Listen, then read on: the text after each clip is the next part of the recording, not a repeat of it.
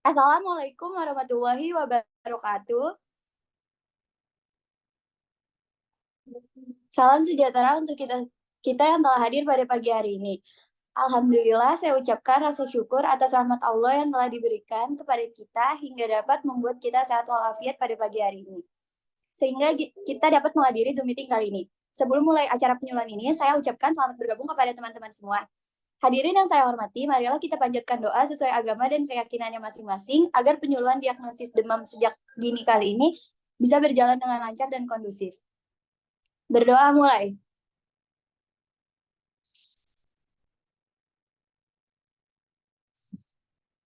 Berdoa selesai. Hadirin yang saya hormati, saya akan memperkenalkan anggota saya untuk melakukan penyuluhan ini.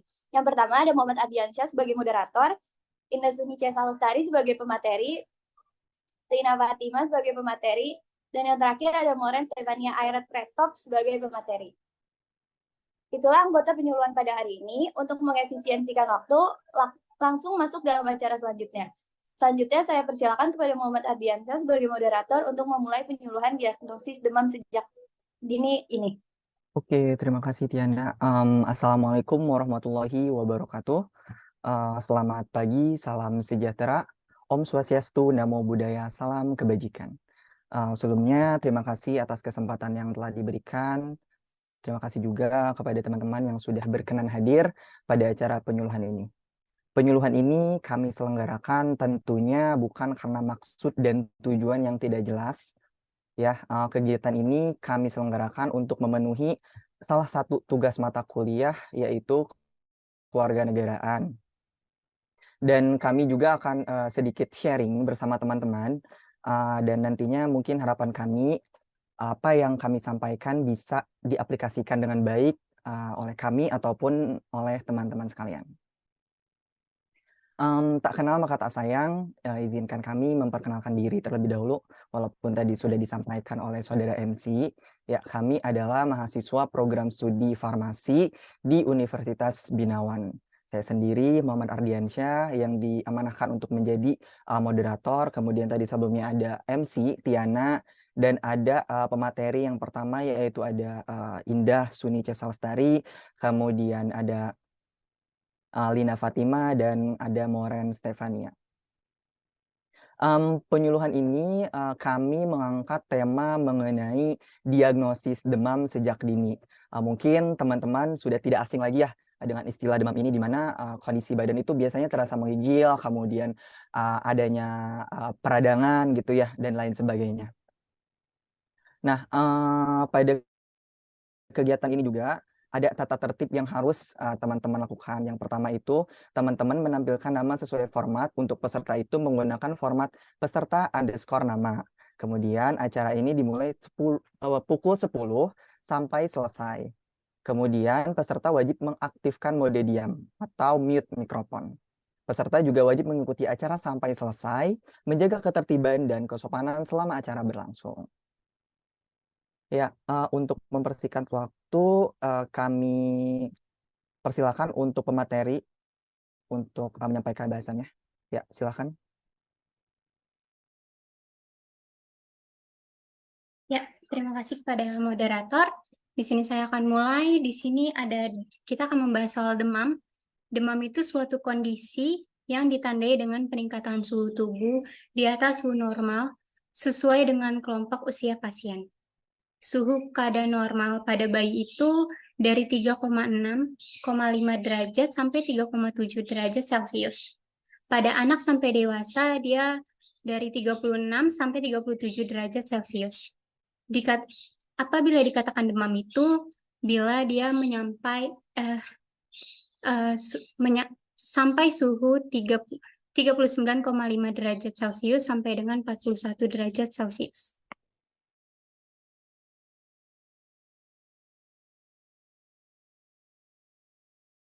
Baik, selanjutnya mengenai penyebab demam. Seringkali kita menganggap demam ini tuh penyakit yang sepele, berupa kenaikan suhu pada tubuh yang bisa diobati dengan meminum paracetamol atau bahkan dikerokin aja. Tapi di dunia medis tuh penyebab demam terdiri dari 3 kategori. Yang pertama itu ada demam infeksi, yaitu penderita yang mengalami demam karena infeksi virus ataupun bakteri. Nah, kalau infeksi virus itu biasanya karena terkena cacar, campak, ataupun demam berdarah. Tapi kalau misalkan infeksi bakteri, biasanya si penderita itu terkena demam tifoid ataupun faringitis. Lalu kategori yang kedua yaitu demam non-infeksi, di mana penderita mengalami demam akibat penyakit bawaan seperti jantung, kanker, tumor, atau bahkan penyakit autoimun. Lalu kategori yang ketiga yaitu demam fisiologis, di mana si penderita mengalami demam karena beberapa faktor. Nah, faktornya itu berupa kekurangan cairan atau dehidrasi, lalu suhu udara, bahkan yang terlalu panas ataupun tinggi, dan akibat kelelahan karena bermain atau beraktivitas. Dan dari penyebab demam ini dapat disimpulkan bahwa penyakit demam tidak bisa dianggap sepele, terutama pada usia bayi hingga anak-anak. Karena kalau misalkan tidak ditangani secara langsung, si anak atau bayi tersebut akan mengalami kejang.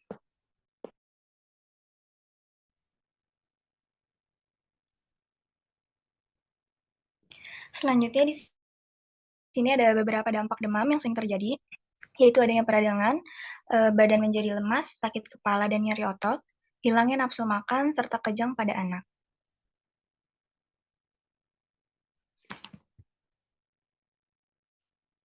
Untuk penanganan pada demam, biasanya bisa dengan kompres air hangat, pemberian obat antipiretik, contohnya kayak paracetamol serta ibuprofen, memperbanyak asupan cairan. Untuk selanjutnya akan saya kembalikan kepada moderator. Ya, baik. Terima kasih, Indah. Terima kasih juga kepada teman-teman pemateri yang sudah menyampaikan materinya yang begitu baik sekali. Yang mudah-mudahan apa yang telah disampaikan dapat bermanfaat untuk kita ataupun untuk teman-teman sekalian.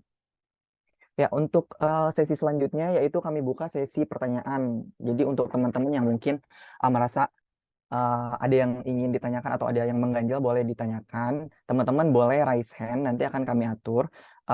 Kami batasi untuk pertanyaan ini hanya 3 pertanyaan. 3 penanya ini akan kami berikan door prize di sesi-sesi terakhir. Boleh silakan raise hand untuk teman-teman yang ingin bertanya. Nanti boleh, oke, yang pertama ini ada Mutiara Ageng. Boleh on mic sama on kamera ya. Silakan. Aku mau nanya untuk kepada pemateri Mauren.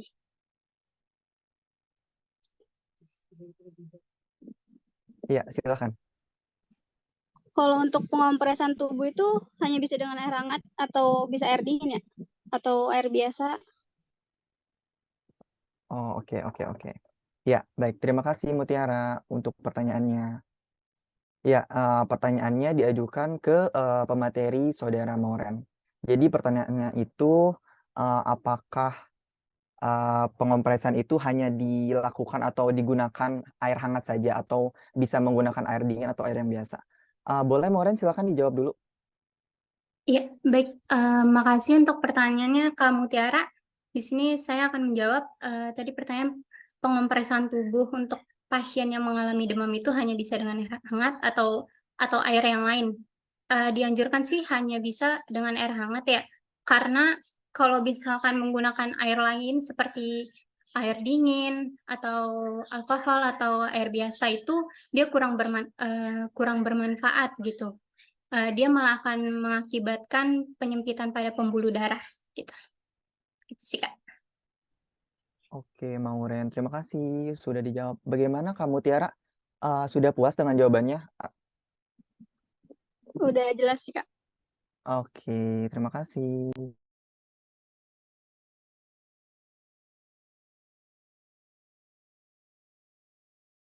Ada Kak Syahreina ya ini. Boleh Kak, silahkan. Oke, baik, terima kasih. Saya ingin bertanya kepada pemateri Lina, pada penggunaan paracetamol pada anak kan ada yang diminum sama ada yang supos juga ya. Nah, dari kedua itu tuh mana sih yang lebih digunain gitu? Terima kasih. Oke Kak, terima kasih. Jadi pertanyaannya itu ditujukan kepada pemateri Lina ya. Pertanyaannya itu, jadi tadi kan ada obat-obatan untuk anak demam itu ada yang digunakan secara peroral, ada juga yang digunakan supositoria ya, rektal. Jadi keduanya itu lebih baik yang mana atau yang biasa digunakan itu yang mana gitu ya. Oke, Saudara Lina, boleh silakan dijawab. Oke, makasih banyak buat pertanyaannya.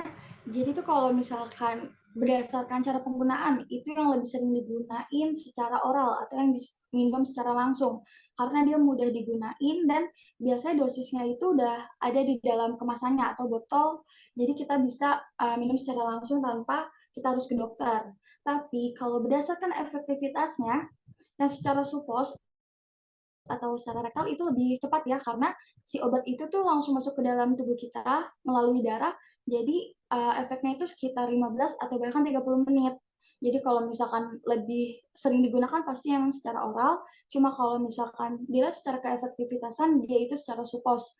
Tapi secara supos itu juga harus sesuai anjuran dokter karena dosisnya itu kan bukan dosis yang umum ya, jadi cuma dokter yang tahu kayak gitu. Oke, jadi intinya berarti untuk yang biasa digunakan itu secara peroral ya, karena mudah digunakan gitu ya. Tapi kalau misalnya untuk efektivitas yang tinggi, itu memang supositoria itu lebih efektivitasnya itu lebih cepat, tapi kan balik lagi harus dengan anjuran dokter gitu. Bagaimana Kak? Sudah terjawab? Ya, sudah terjawab. Terima kasih. Iya, sama-sama Kak. Ya, ini ada pertanyaan terakhir ya dari Kak Aci. Boleh Kak? Silahkan. Iya, baik. Terima kasih. Saya ingin bertanya kepada pemateri Kak Indra-Suni. Eh, ini ke adik saya waktu itu pernah demam ya, Kak. Tapi sudah saya kasih paracetamol, tetapi demamnya itu nggak turun. Kenapa ya, Kak? Ya, oke Kak Aci. Jadi pertanyaannya untuk Kak Indah ya. Jadi tadi pertanyaan itu adalah kenapa sih eh, ada bayi gitu ya atau kondisi anak-anak sudah digunakan paracetamol atau sudah minum paracetamol tapi demamnya itu tidak kunjung turun gitu ya. Boleh Indah, silakan dijawab. Oke, terima kasih Kak Aci sudah menanya pertanyaan itu. Kemungkinan besar ya untuk penyebabnya karena bakterinya telah berhasil menginfeksi tubuh kita. Akibatnya terjadi kenaikan suhu melebihi suhu normal. Nah, maka dari itu, bila sudah mengonsumsi paracetamol, tapi suhu tidak turun lebih dari 2 hari, sebaiknya datangi dokter untuk mengetahui apa penyebab pastinya.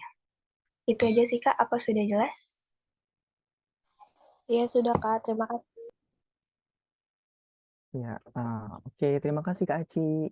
Ya, ini udah 3 penanya ya, jadi saya rasa sudah cukup.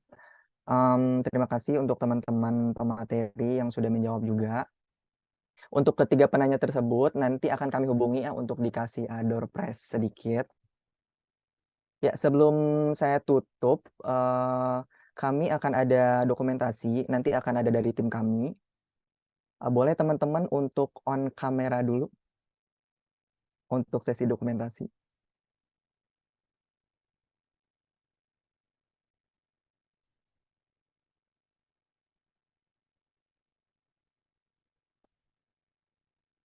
Ya, sesi dokumentasi nggak akan dimulai ya kalau misalnya teman-teman belum on kamera. Ya.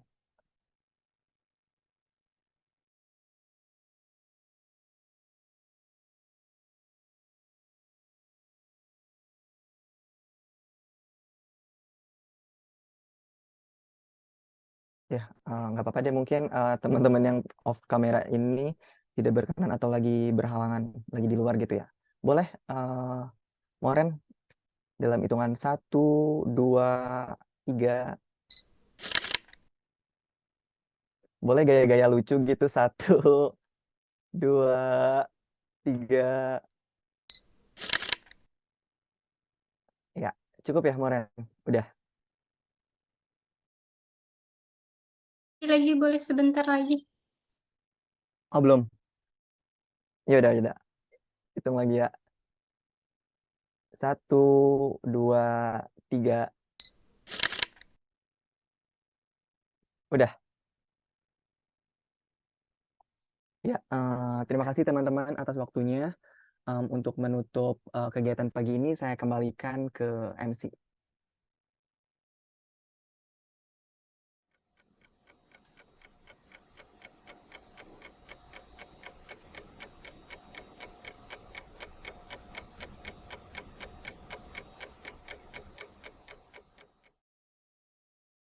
Iya, karena saudara MC mungkin ada kendala dari teknis sinyal atau jaringan yang lainnya.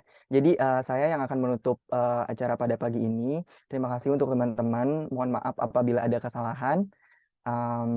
Sampai jumpa di lain waktu. Terima kasih. Wassalamualaikum Terima warahmatullahi kasih. wabarakatuh. Selamat pagi. Wassalamualaikum. Terima kasih semua.